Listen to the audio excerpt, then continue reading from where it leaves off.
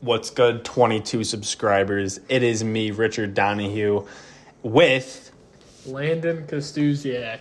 And today we're going to be talking about the Bills versus Dolphins, the end of the regular season, Super Wildcard weekend, the Sabres as usual, the Detroit Pistons, Offensive Player of the Year, Defensive Player of the Year, Lamar versus Allen, Tua staying healthy through the entire year, and the Bills and Dolphins season review. So let's get into it with Lamar versus Allen as our first topic.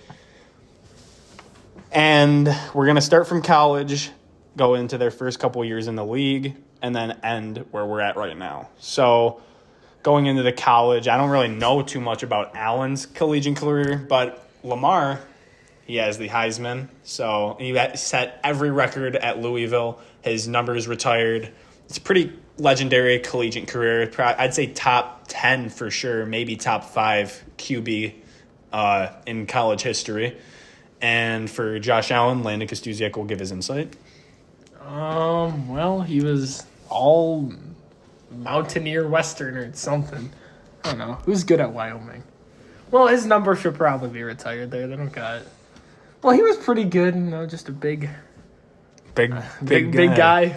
I don't really know much about what he did at Wyoming, but, obviously it's pretty Clearly, good. if we don't know what he did at Wyoming, it wasn't too much. Well, he went top 10. Yeah. I've seen a clip of him throwing a pick. That's all I've seen at Wyoming, but, he obviously didn't have that good of weapons. Can you name a single receiver in the league right now that went to Wyoming? No. Well, let's. I don't think he had anyone. But who did Lamar have? What weapons were at Louisville? I know Devontae Parker went to Louisville, but he was drafted in 2014. Yeah, Lamar was. Lamar might have played with him. Freshman year. No, that was his freshman year. Would have been 2016. 2015, actually. Yeah. So he didn't play with Devontae Parker. So not much to say about Allen. No Heisman runner-up. No top 4 for Heisman. Probably was never even seen in the Heisman conversation, but he went higher than Lamar in the draft. So we can go over to Richard Donahue with Lamar now. Yeah. So when you look at the statistics, playoffs, Lamar's 0-1. It says Allen's 1-0 here, but that's just not true. Lamar's not 0-1. He's 1-3, I think. 1-3. It doesn't matter for the playoffs. Allen's better. 4-4. Allen's better in the playoffs. Lamar. I know Lamar only has 1 win, and then they faced each other in the playoffs in 2021 and 2020. 2020, yeah. And Allen COVID year beat Lamar pretty badly. They really put the Ravens on a poster there. Regular season, when the Ravens faced the Bills, Lamar's 2-1 against. Oh, that's what it is. Head to head. Lamar is 2-1 in the regular season against Josh Allen, and Josh Allen is 1-2, obviously, in the regular season against Lamar. Playoffs, he's 0-1 against Josh Allen, and Josh Allen's 1-0 against him. So 2-2 record. Yeah, so it's 2-2 overall. Games played, Josh Allen has played more with 94 compared to the 86 that Lamar has had. And pretty close. Yeah, it's pretty close. Lamar's missed a few with injuries. But QB record, the overall record of their teams, Lamar has a better record of 58-19, when Josh Allen's 63-30. Completion percentage, Lamar is also better, 64.5 compared to 63.2. So not by much, but Josh Allen, 8 more games. Josh Allen's record, his record's a lot worse, but that's also because he was on a very terrible Bills team for 2 years before they got Gabe Davis and Cole Beasley. I meant Stephon Diggs Cole Beasley. His 2019 receiving core was Cole Beasley and John Brown. Yeah, and we know what John Brown does. It's him. Yeah, passing yards, Josh Allen has 22,703 when Lamar only has 15,887. Lamar don't throw the ball But when you look at rushing yards, Lamar has 5,258 with multiple, I think 3 or 4 1,000-yard seasons? 2. No, three. And then Josh Allen has 3,611 rushing yards. So it's pretty close there, too. Josh Allen uses his legs. Interceptions, We got 45 interceptions for Lamar, which is a lot better than Josh Allen's 78. Lamar doesn't throw picks like Allen does. Yeah, well, Allen, he has a good arm punt. We'll talk about that with the Dolphins game. I should have researched how many arm punts he has this year. 'Cause he probably has like a But dozen. when you look at rushing TDs, Allen has 53 compared to Lamar's 29. So, I mean, you want Allen when it comes to in that red zone. I mean, no one can stop Allen. in the red zone, you got to, what is he, 6'5"? He's 6'5", gigantic. You can't put him, you can't stop that. It's huge. Fan points, which is fantasy, he has 300 more fantasy points, so that's like a whole season, pretty much. You got 3 Pro Bowls for Lamar, only 2 for Allen. Yeah, well, here's the thing. They don't count the Pro Bowls because Allen doesn't go to them. Yeah, because Allen. I think him and Lamar would have 3, but it's just Allen would rather golf. Also, Allen was a snub this year. Who put Mahomes in? I don't know. Who didn't put C.J. Stroud in? C.J. Stroud's him. 1 All-Pro for both of them, and then obviously AP MVP. Lamar has 1 MVP, and Josh Allen has 0 MVPs. But Lamar's about to get his 2nd MVP. So currently, in my opinion, Josh Allen has. When did Josh get an All-Pro? I don't know. It says it right here. All-Pro. I don't know that. It says 167 passing touchdowns for Allen compared to Lamar's 125. So Allen scores way more, but Lamar has more rushing yards, less passing yards, better per pass. He's better in completion percentage, has a better record. Played less games, though. Only, 8 games. And he has 2 MVPs and a Heisman. So currently, in my opinion, I would put Lamar Jackson above Josh Allen. But Josh Allen is also like, he's just a different breed. He's big, he can run, and he reminds me of Brett Favre with the aspect that he doesn't care if he turns the ball over. He's just trying to make big plays constantly. And you kind of want that from your quarterback because he can lock in when he needs to. And, I mean, the arm punts aren't that bad. He probably has like 6 of those a season. This year, he had 20 picks. So 18. I don't know. I put Lamar over him currently. Well, there's some arm punts I remember. There was obviously last week. Everyone's, what a bad pick by Josh. Why would he just throw it up like that? It was 4th and 2. The pocket collapsed. He rolled out. Yay, he could have ran for the first, but you ever think that maybe he didn't think he could get there? And yeah, but he could throw him to Kincaid. You'd have to throw cross body across yourself to get it to Kincaid. And you kind of just want to throw it up to your guy, give him a chance on 4th and 2, where, in my opinion, if that safety was really thinking in the moment, you probably should have swatted that pass down because you would have got the ball way more. But who cares? Statistically, he wanted the interception. Who cares, though? They ended up scoring that drive anyway. But, yeah, well, Josh should have won MVP in 2020, but they gave it to Aaron Rodgers. Dude, Aaron Rodgers had 48 passing touchdowns to 4 picks. That's insane. I don't think he had 48. Yeah, he did. He had 48. He tied Marino's record. Okay, maybe it was the next year I was thinking he shouldn't have won it. I think 2021 was his year. That he shouldn't have? No, that he should have. He won in 20. He won back-to-back. I know, but I think Allen should have won in 2021. I don't remember his 2021 stats. Yeah. I remember about that year they got shat on by the Colts. Yeah. Yeah, whatever. You can say that. You can give it to Lamar, whatever. And now let's dabble into some offensive player of the year. Now, it's only 2 players that could get this, really. Yeah, it's CMC and Tyreek, and it's actually a pretty good debate. I think we had it last week. Yeah, but I mean, we could do it again because it's just it's been a week of football. Now, I know Tyreek scored a touchdown last week. Had almost 100 yards. Got hurt again. Yeah, I mean, he's always hurt. Yeah, CMC didn't play because he I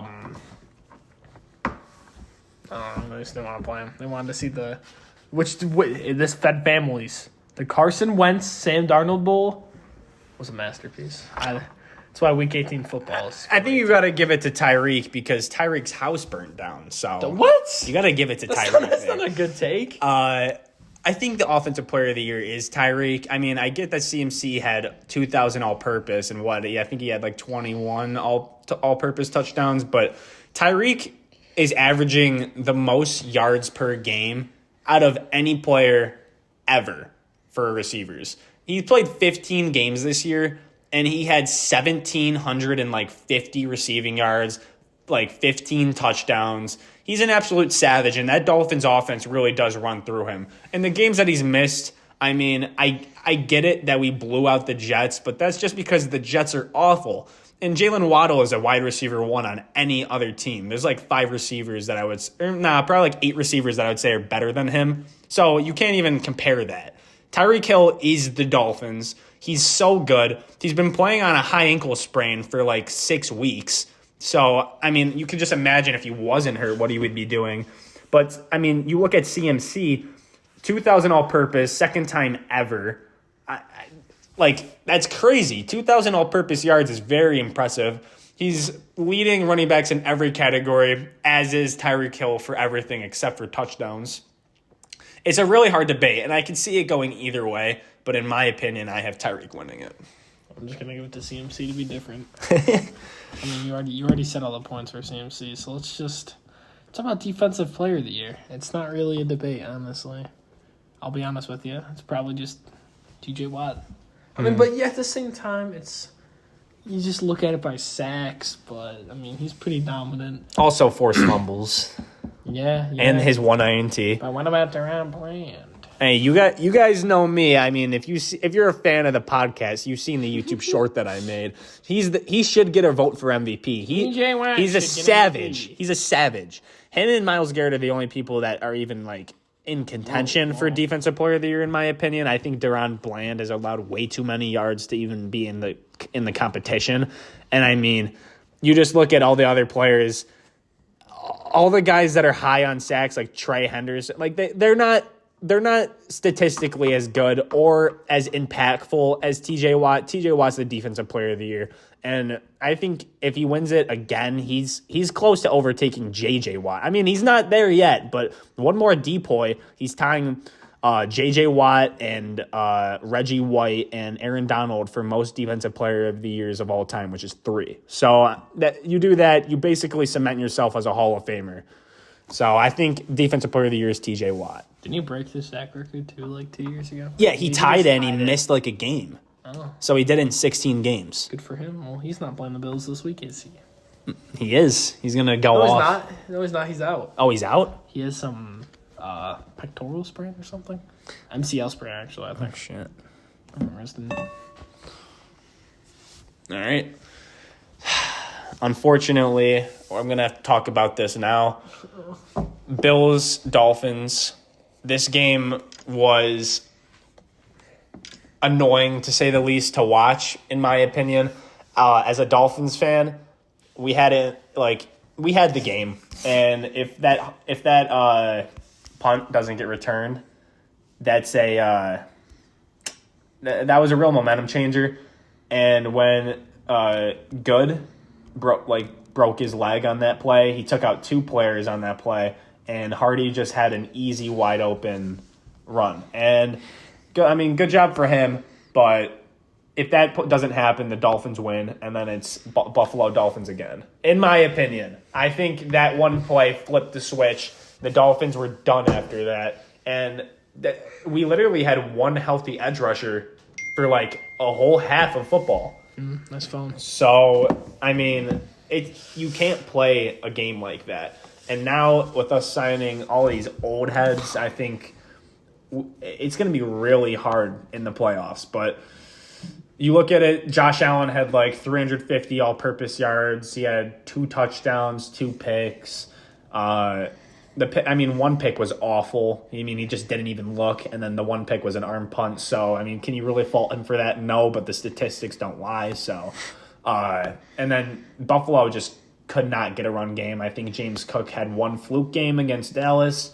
The Buffalo defense, though, really was getting ran over the whole first half, going into it 14-7. They came back, and they really shut down the Dolphins' offense by shutting down the run. And then when you shut down the run, you shut down the pass, because we kept trying to install the run, and you go into it where it's 3rd and 10, and because you ran twice, and now you have to pass, and you can't do anything about that. So I think the Bills' defense has really came in clutch for Josh Allen, and Josh Allen needs to pick up his shit, because Josh Allen cannot be doing what he's been doing. He hasn't been doing enough to get it done.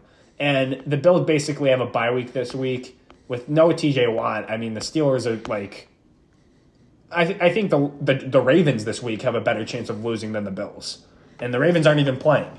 So, I mean, that's just my take on the game, but it was really disappointing as a Dolphins fan. And I think that we could go in and beat the Chiefs at Arrowhead in 0-degree weather because of how bad the Chiefs are, but I would not be surprised because of how injury ridiculed our team is. Like I wouldn't be surprised if the Bills or the Dolphins lose to the Chiefs. I just it's going to be a really rough game in my opinion.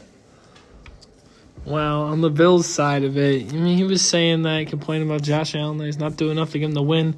But, I mean, in hindsight, he had 210 all-purpose yards, 2 touchdowns, 2 interceptions that came in the first quarter. The first, half of the first quarter, too. And so he really stepped it up there. And the running numbers are, other than Josh Allen, pretty abysmal. 2.8 yards per carry, 2.9 yards per carry. 5 on 1 carry. Well, okay, Leonard Fournette, what do you expect from him? Fournette, I like Fournette for the Bills. I did too. That's a good game. That's a good Josh had 67 yards. I mean, they could not stop him on that one drive. He was running all over him. And then receiving-wise, Gabe Davis with another goose egg, but he got hurt, so. Not an excuse. It's his 7th game doing this shit. Shakir, another 100-yard game. That's his 4th this year. He's tied with Diggs for the most 100-yard games on the team. He's really playing like a star. And then Diggs back, 87 yards, first time in centuries. Kincaid with another nice one with 84 yards. I think Trent Sherfield got the most yards of the season with 24 and that really lucky touchdown. Dawson Knox had a touchdown too, and then that really cuts it out. But the real star of the show here is this Bills defense. Man, 2 interceptions on one of the league's best throwing quarterbacks. Mm-hmm. Like it or not, he throws the most accurate balls. Drew Brees-esque. Sure, dude. I mean, that was his player comparison. Drew Brees-esque, same height. I mean, he's lefty, which makes it even more savage, in my opinion. I don't know. Props to the Miami Dolphins offensive line. I mean, they held this really good Bills D-line to 1 sack. Now, I don't like the way that they move around the edge rushers, though. I think having Shaq Lawson in on 3rd down might be the worst thing I've ever seen in my life, but I mean, it's fine. It's whatever. We won. But, I mean, Jordan Poyer led the team with 5 total tackles. 2 interceptions was by Christian Benford and Taylor Rapp to seal it. Rapp wraps up the division for Buffalo. Deontay Hardy, I mean, he had the 1 return, 96 yards and a touchdown. And I'm not going to lie, in that moment, I was saying to myself, I'm like, Hardy, what are you doing? Why are you moving backwards? Because I was saying that Deontay Hardy was a waste of money because he hadn't done anything all year. He had 1 touchdown before this, I think. And what he did was not return, I think it was receiving. But he runs back. But this time it worked out for him. So probably because the Dolphins got 3 injuries on that one play. But something that needs to be talked about is these refs, man. What was that? Both teams are getting screwed by these refs. I think that's why. They made 1 bad call, and they felt like they had to keep helping the other team. That Dawson Knox call? Yeah, you complained about it all game. That was terrible. Eli Apple hugged him before he can even get the ball, but it's whatever. Obviously, we can see that Sean McDermott doesn't seem to have much faith in Tyler Bass. Never really gave him a chance for field goals. But other than that, with the Dolphins, I mean, they had 2 running backs. 3 players over 5 yards, even though it was just 1 run from Tua. But 5 yards a carry for Jeff Wilson. 5.6 for Achane, fantasy legend. Yeah, 5.6 for Achane, and he got locked up the whole second half. That's to show you how explosive he was the first half. He had a 35-yard rushing touchdown. He had multiple 5-yard carries. I mean, you can't look at Achane and say that he's not going to be a stud next year. He's going to take over for Mostert. Mostert's going to take the back seat. Even though Mostert had a career year and broke all the Dolphins' rushing records, I mean, it's gonna be a real fun show next year in Miami. I mean, I'm really excited. Well, something that really sucks for the Bills is 4 injuries out of this game that may not play this week. 5, actually. Taylor Rapp got hurt on that game-sealing interception. A really scary injury with Rasul Douglas, who has been, ever since they traded for him, I was hyping him up last week, ever since they traded for him, he's been the top defender. And if he doesn't play, I don't think you'll see it. You might see it this week with George Pickens. He is pretty nice. But I think that, actually, I don't know. George Pickens is pretty good. Yeah, he's a savage. But it's just not having Rasul is huge. Not having Taylor Rapp that's pretty big too. He's a nice guy to have out there for third down situations. You lost Tyrell Dodson, who's a really up player. I mean, he brings the energy. I mean, he has one good play and one bad, but it's fine. I think the depth at linebacker is good with Balin Spector and Dorian Williams. I just forgot his name. My bad. But yeah, so you're good there, but you lose Gabe Davis. That could be big. Not having Gabe is the best blocking wide receiver in the league. Trust me on that one. But, I mean, Ty Johnson on that missed targeting play, that's fine, though. It's okay. That was a hard call to make, so it's fine. But, I mean, Josh shouldn't be throwing the ball in the middle of the field anyway in that kind of situation. But he was in concussion protocol, so the Bills got a little banged up this game. But AFC's champions, 4-peat. That's all I can really say. It was a pretty nice game. Had my heart bumping. Boys, can we talk about Tua Tagovailoa? Because this is the first season that he's had a full season of playing, and that was one of the main concerns if he was the franchise quarterback going into this season, especially for me.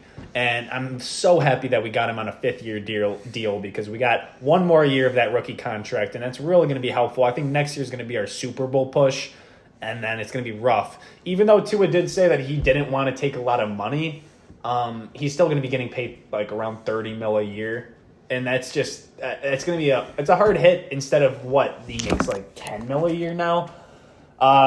In 2020, he played 10 games. In both 2021 and 2022, he played 13. So you think about it, you're like, oh, this is very concerning. He's getting injured all the time. 17 games played in 2023. He had injuries, I mean, barely. He had a finger injury, he had a little hamstring injury. But other than that, I mean, he played the entire year, never took out a snap, other than when Mike White had to dot some people up. You look at his statistics this year, he has 4,624 yards. That's first in the league. He has the passing title for 2023, 29 touchdowns, which is tied for 5th, and 14 interceptions, which is tied for 110th, which doesn't really matter, but What? 14 interceptions, it's around the league average, a little worse than Tied the league for average. 110th? It's because how many people passed the ball and they had 0 picks. Oh, okay. QBR 60, that's top 10. But then you look at it, he had with an all-time high in yards, all-time high in completion percentage, all-time high in attempts, all-time high in completions, all-time high in games played, all-time high in touchdowns, all-time high in interceptions, unfortunately. Second in longest pass, all-time high in sacks, all-time high in rating, and it's his second best QBR performance season. And what I like to think of is when you guys think about how Tua used to play, it was Brian Flores that he was the problem. Because you look at 2020 and 2021, he had over 100 yards on the season and 3 rushing touchdowns in both seasons. Under Mike McDaniel, he has 0 rushing touchdowns, and he has a total of 50 rushing yards in 2 seasons. Oh, no. That was wrong. That was carries. He has a total of 140 yards in 2 seasons under Mike McDaniel. 0 touchdowns. He shouldn't be rushing. He should be evading the pocket like he did. He's had 13 different linemen starting this year. That is completely insane for only having 29 sacks. That is 3rd best in the NFL. And, I mean, his offensive line was pretty bad this year, pretty brutally beaten up. I mean, you had Pro Bowler Teron Armstead, who I don't even think should be in there because he played 10 games. I mean, come on. Austin Jackson played 13, who I think he should have been over there instead of Teron Armstead. Robert Hunt played 12. Connor Williams, unfortunately, the best center in the league, is unfortunately out for the season. He's been out for like the past 5 weeks. You got Benito Jones, who's awful, literally has a rating of like 36 on PFF. So, I mean, Tua, he's the franchise guy for sure, and he's proven to everyone that he can stay healthy. But I like to think of it how 2021 and 2022, the difference that he had under Brian Flores and Mike McDaniel, it was the same amount of games played, but he had 1,000 more yards. That's crazy. 2 less interceptions from 10 to 8, and 9 more touchdowns from 16 to 25. So Mike McDaniel is a little wizard, that little nerd. That guy is a beast. I don't know how he does what he does, but he's a savage. I'm very proud of how Tua's been playing, and as a supporter since before 2020, I've always wanted him, even after the injury. I thought he was the guy. I thought Brian Flores was a good coach because I was naive and I didn't realize how bad he was, constantly telling Tua that he's not the quarterback of the future, constantly trying to get Deshaun Watson. And I always kind of wanted Watson, but I knew that Tua was going to be a stud, and I thought if he ever went to another team, he'd be a savage. But I'm happy that he performed how I knew he could, and he pretty much has a career high for everything. Also, he hasn't had a tackle since Mike McDaniel's been the coach, so I think that's pretty funny. He had 1 tackle in both seasons under Brian Flores because he's defensive coach, whatever. Brian Flores sucks, so. What a beast. Yeah, let's. I kind of want to talk about the Detroit Pistons. And I know Landon doesn't really want to talk about them. He wants to talk about Milwaukee, but I'm not letting him because he's so biased. The Detroit Pistons are probably the worst basketball team ever. Hey. You know who's not far behind? Who they play tonight? The San Antonio Spurs have 5 wins. They have 3. They play tonight. Not far behind. I think the Spurs are going to give them the work. Probably. Hey, Detroit is projected to win. Detroit's projected to win? 51%. Well, I think San Antonio is going to win 126-103. So, I mean, that's my score prediction. The Detroit Pistons went on, like, the longest losing streak in NBA history. 28, I think. 28? Yeah, we're pretty sure that's 28 losses. That's pretty awful. Get Cade Cunningham the hell out of there. Cade Cunningham is too good to be doing this. I mean, he's on any other team, he's going to I think he can average, like, 29 points a game. Like, he shows a lot of promise, but he's just on the worst team of all time. I think the San Antonio Spurs are actually going to pick it up and start winning a little bit more, but I think this Detroit Pistons team is just poverty. Get them out of Detroit. Sell the franchise at this point. This is rough. I mean, do you want to talk about the Pistons? Sure, I'll dabble in it. It's funny. I find it funny how bad they're. I say it's like everybody's rooting for them. You see them in a game, you're like, oh, I'm rooting for the Pistons. I'm rooting for them to lose. I want them to be the worst team ever. Why do you want them to be the worst team ever? Because that's making history. I mean, if they sell the franchise, then you got to get the gamblers in there. Then LeBron will be the first player to own a team and be on the team, and he could have Bronny. I want the gamblers. Let's go Las Vegas Gamblers. Let's witness right now with Detroit, the greatest comeback of all time. Watch. They're going to make the play-in. The play? They're going to win, and they're going to make the playoffs. No way. Mark that. That's going to be so wrong. He's saying that because I totally crapped on him on our national championship tape. I said 42-13. The final was 34-13. It was, like, pretty damn close. He said 35-34. No, 41-35. Oh, 41-35. Get it right. Washington win. So now he's feeling like he has to make a crazy take, I'm guessing. Yeah, when I get it right, who's going to be silly? Yeah, okay, we'll see. I mean, I think they get, like, max 10. No, I'll say max 10? 11 wins max. They already got 3. I don't know. 11 wins max. But, I mean, we could talk about the Bills and the Dolphins, like, overview, like, seasons. But, I mean, we'll end that. We'll end with that. I want to talk about right now Super Wildcard Weekend. Who the hell decided it was a good idea to make an exclusive game on Peacock? Who made that? I mean, I get the Prime, and like they had that whole like Prime football thing to like make people want to like watch the game.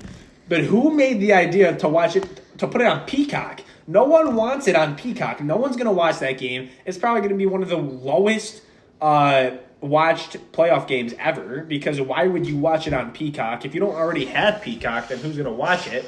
And, of course, it has to be my Miami Dolphins versus the Kansas City Chiefs, so I'm going to be buying Peacock. You can borrow my... Maybe. I have Peacock. Landon might have Peacock. I'm pretty sure my girlfriend also has it, but shout out Lily. Shout out Coach Berm. Yo, shout out Coach Berm, fan of the podcast. But Super Wildcard Weekend, there's so many stories for this. And I think this is going to be one of the best playoffs that we've had since, like, 2012. I mean, this is going to be great. So you got Joe Flacco leading the trash Browns. Like, they were, like, so mid to success. And, like, he's just playing out of his mind. Joe Flacco could, if they win, he could face the Ravens. And that's a very high possibility that it happens if Miami loses and Pittsburgh loses. Joe Flacco goes back into Baltimore, has his homecoming. Speaking of quarterbacks that are going back to home, Jared Goff and Matthew Stafford are going back to their old home. Well, technically just Matthew Stafford, but I mean, if I was a Lions fan, I would be so upset right now. You have Matthew Stafford on the same field at Ford Field for the first time since he's been traded, and he's on another team. I mean, that's their guy. That's their best quarterback of all time. Only good quarterback of all time, in my opinion. I mean, but Jared Goff, he's the future. Second this season in yards. So I think that's going to be an interesting game. You got the Bills going to probably win against Pittsburgh by 50. What else? What are the other games? Eagles. I think Baker Mayfield's going to upset the Eagles. I mean, somehow they're the home field advantage team, and they're like -7.5. I'm pretty sure. There's no way. I mean, that's just not happening. Houston, I think, is going to lose to the Browns, even though I wouldn't be surprised if they win. C.J. Stroud is him. Cowboys should mop the floor with Jordan Love. Jordan Love is the first Packers quarterback in like 80 years to make the playoffs in his first season. So, I mean, you got some promise there. I mean, it's just going to be a sick game to watch. I'm very excited for this Super Wildcard Weekend, sponsored by Verizon. Yeah. Good points there. I mean, the biggest game that obviously everybody wants to watch is that Sunday Night Football 8:15 Detroit Lions versus Los Angeles Rams. Matthew Stafford homecoming. I mean, Matthew Stafford, he's still got the stats. He's like 36. He's like 34, I think. That's too off. Yeah, whatever. I don't know. He still got the stats. He had about 4,000 yards, some touchdowns, a lot of touchdowns, and I don't think he threw that much picks. But I mean, it's no one expected this Rams team to be good, and that's a Sean McVay masterclass right there. Coach of the year, Sean McVay. But other than that, I mean, the worst game by far, like from looking at perspective, is definitely Buffalo Pittsburgh. Because what storyline does that have? Pittsburgh losing by 50. But I don't know about that. Rudolph in the snow for the first time since Christmas. It's actually supposed to snow. Is it? It's supposed to snow and be 19. I think we should do our game predictions now. For Steelers or for the whole? Yeah. I didn't mean to. Let's hear yours. All right, so I mean, this is a tough game because when you're looking at it, Browns Texans. That's going to be like a throw up game for me. I really have no idea like who could win that. I see the Browns winning 29-22, but I also could see the Texans coming back. But that's going to be my prediction: Browns 29-22. All right, so I'm going to be taking the Cleveland Browns over the Houston Texans, meekly 27-24. I think that Cleveland played them already, and they destroyed them. But that was before C.J. Stroud was hurt. Yeah. See, that was when C.J. Stroud was hurt. So I'll take Cleveland on that one. So our next game that we got is Dolphins-Chiefs. And as a Fins fan, I've never predicted my team to lose. So I'm not going to ever stop doing that. Even though it's going to be a hard game, 0 degrees, I think it's going to be a solid 13-10 Dolphins victory. I don't really want to take the Dolphins. I'd rather see Patrick Mahomes come to Buffalo and lose. So I'm going to take Kansas City 17-10. Low scoring. Kadarius Toney game-winning touchdown. No way. No way. Got Steelers-Bills here. Bills by a million, but Bills by a billion. realistically, I think James Cook is going to have a day. I mean, it's a snow game, and he could have a little shady game, just like how LaShawn McCoy used to do it. I'm going to say James Cook plus 140 yards, 2 touchdowns, and I'm going to go 34-17 Buffalo win. All right, well, why would I ever not take the Bills? But I'm going to take the Bills over the Steelers at home in front of the Mafia. Why not? I'm going to take them. Buddy, are we serious? This kid's bench pressing mid-podcast. Anywho, I will be taking Buffalo. Snow game, a little lower scoring. I'll take Buffalo 31-17. Ooh. I don't know. Could be a trap game. Mason Rudolph. Rudolph 3 touchdowns, maybe. Mm-hmm. Packers, Cowboys. I mean, the Cowboys team has really been proven to be fraud, and after that Vikings game, I can see the Packers defense really stepping it up, and I think Jair should make himself a captain again. I'm going to go Packers 20-17. I mean, Dallas, they're home warriors, man. They ride on the home, or at home. But it's playoffs. It's playoff Dak. He's had 2 good games, and that was his first playoff game ever. And last year's Week 1 game against Tampa Bay. This is no Tampa Bay. The Green Bay Packers are legit. They are like 6-1 in the last 7 games. They're pretty nice. They're pretty nice, too. I think I might also take the Packers here. Give me the Pack 28-27. Ooh, tight game. Tight game, yeah. Next game, the game I'm most excited about, other than the Dolphins game, of course. Matthew Stafford versus the Detroit Lions. I'm going to go...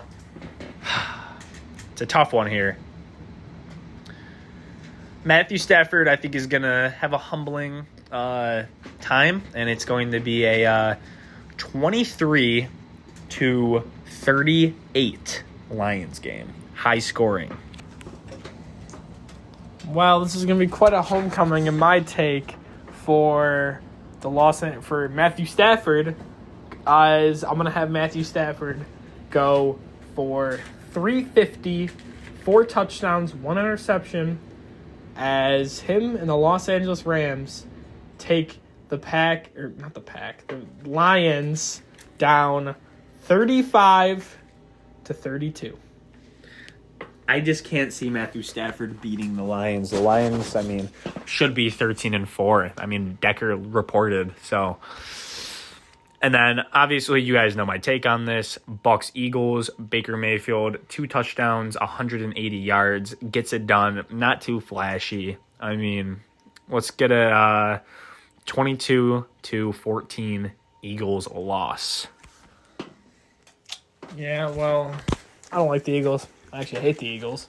And I'm a Baker Mayfield guy. So I am going to take the Bucks here. I'll give it a 24-10 win for Tampa Bay at Raymond James Stadium. So, I mean, these next 3 segments are going to be pretty quick. We're pushing the 50-minute mark already, and that's usually our goal. But this regular season, in my opinion, was a very mid-season. I loved it because of how high scoring it was, but there really hasn't been any excellence, like no consistent teams.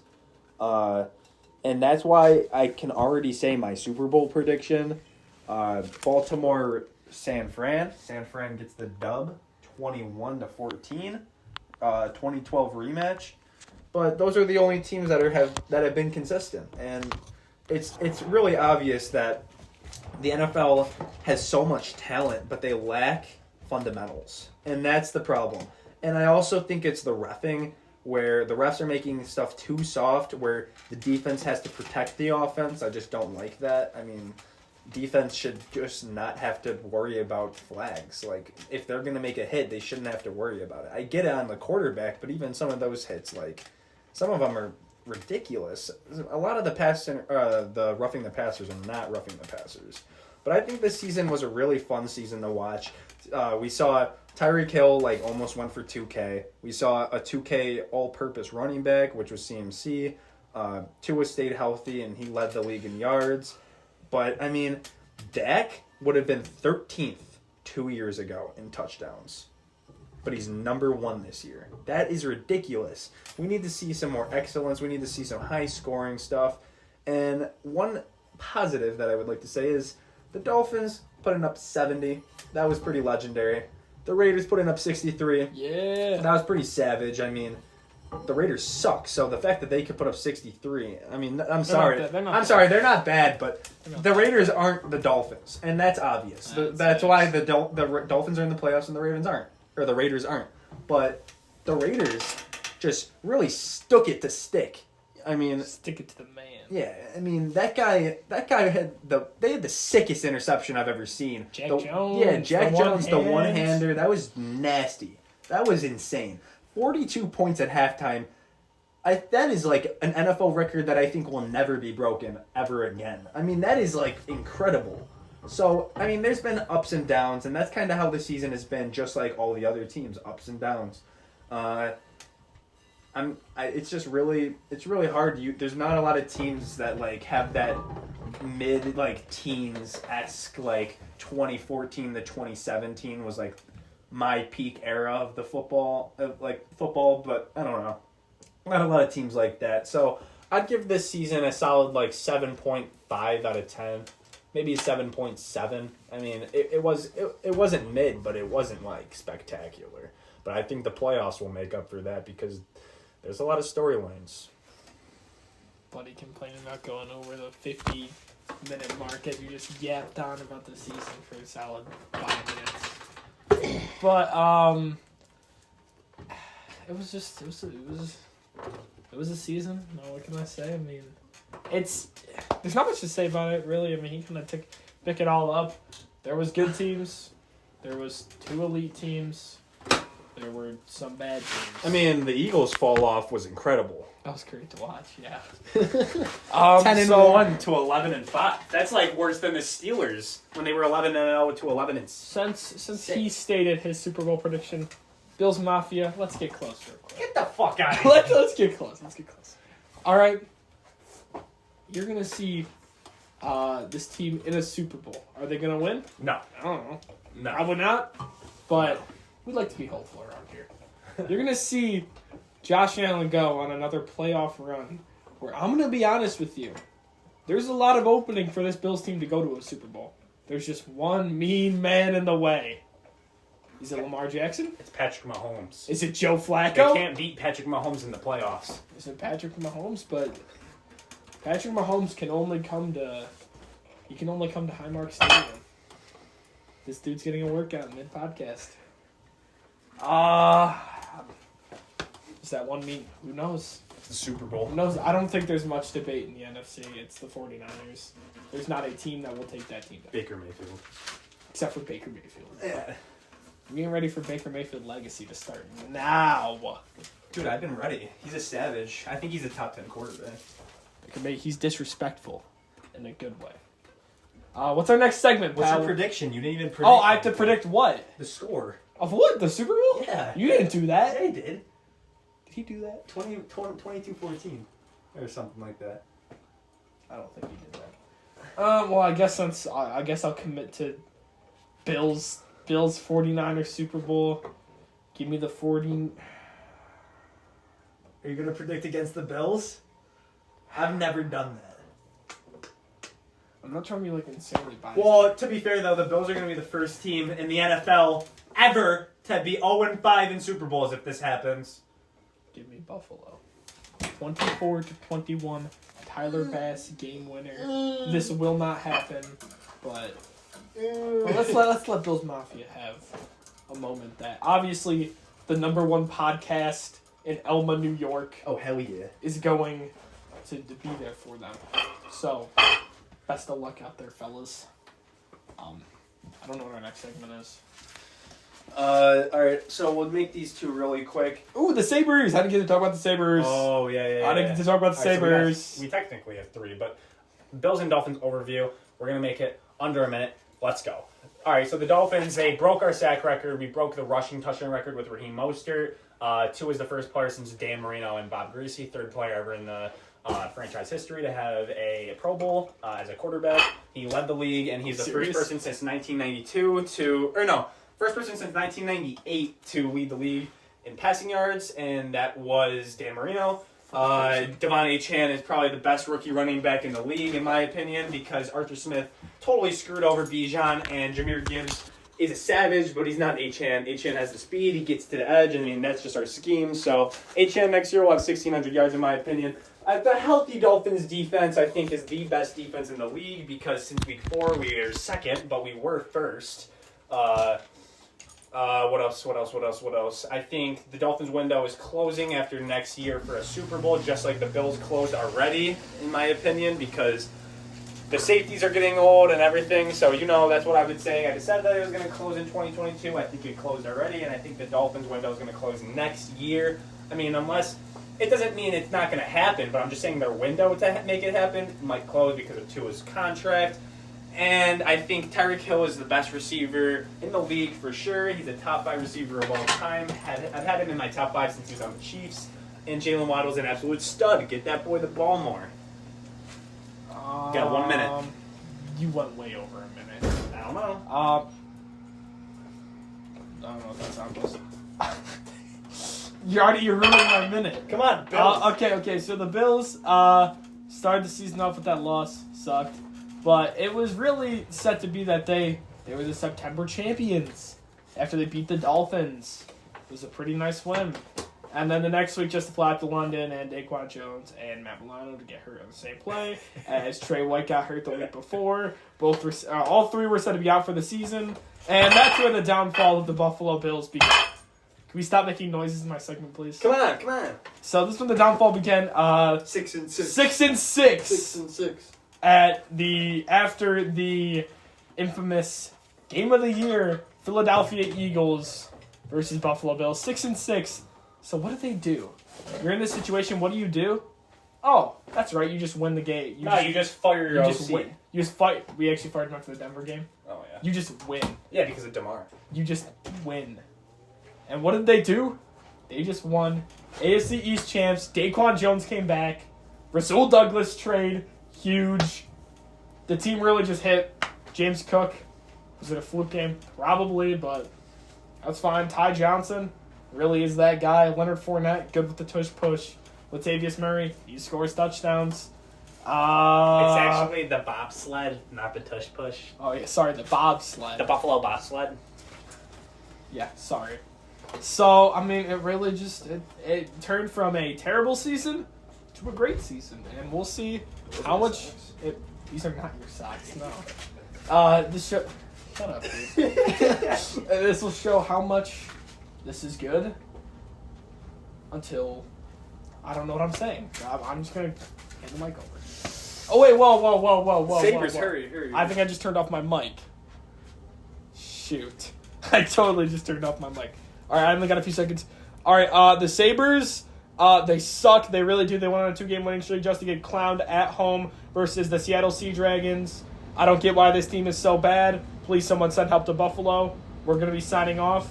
We're the best podcast since New Heights.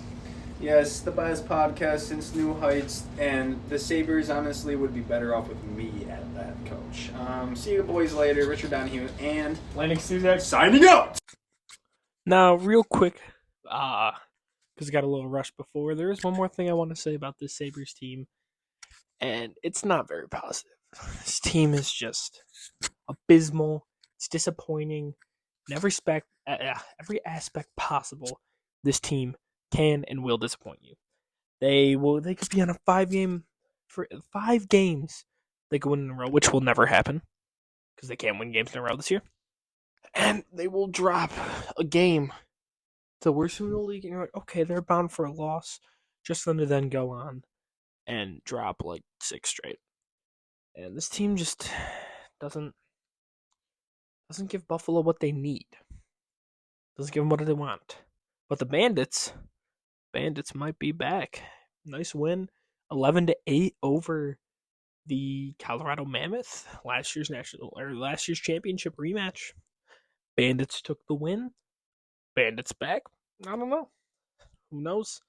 And I know I was told I wasn't allowed to talk about the Milwaukee Bucks. I'd be biased, but I don't think he's here right now. So fear the deer.